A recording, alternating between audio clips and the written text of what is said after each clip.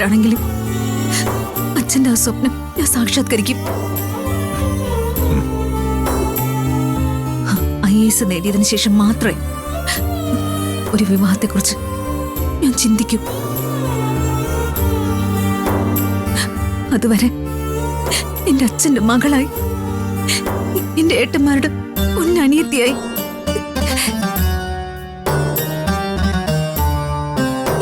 എന്റെ ഏട്ടത്തിമാരുടെ ആനുക്കുട്ടിയായി, അമ്മയുടെ സ്വന്തം കാന്താരിയായി അവർക്കൊപ്പം എനിക്ക് ഇവിടെ കഴിയണം.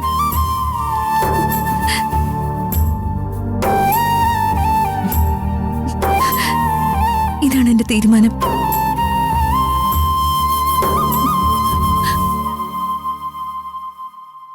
ജീവനും വേണുവും എന്നോട് ക്ഷമിക്കണം.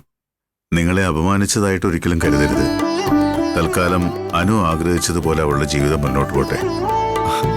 അച്ഛൻ തന്നെ സോറി പറയുന്നേ. എങ്ങനെങ്കിലും മക്കളെ കെട്ടിച്ചയച്ച് ബാധ്യത തീർക്കണമെന്ന് ചിന്തിക്കുന്നവരാ ഭൂരിഭാഗം രക്ഷിതാക്കളും.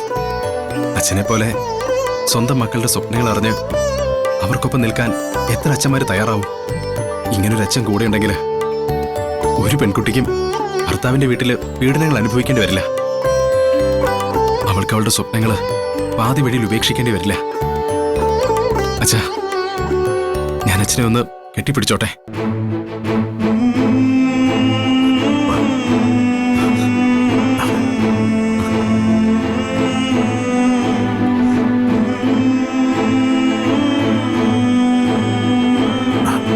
മോന് വിഷമമൊന്നുമില്ലല്ലോ അല്ലേ?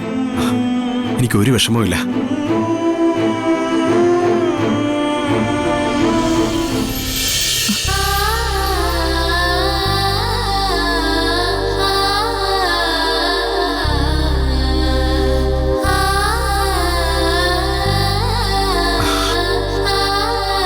All the best.